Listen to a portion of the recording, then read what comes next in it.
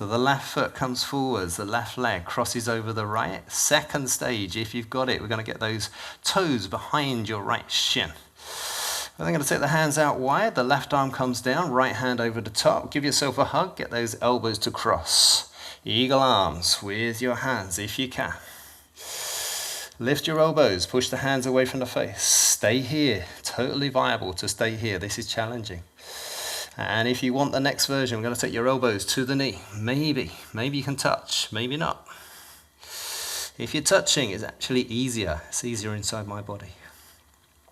And if you want the next level, we're taking the fingertips to the floor. So pushing those fingertips down towards the floor as you lift the hips without untangling your legs.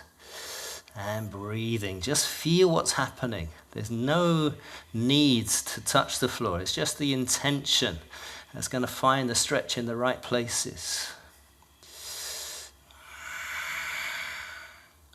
Looking at something that isn't moving will help with a balance. And then slowly coming up. Slowly coming back to where we started. And then untangling your arms and your legs, giving yourself a shake as you walk to the top of the mat if you're not there already.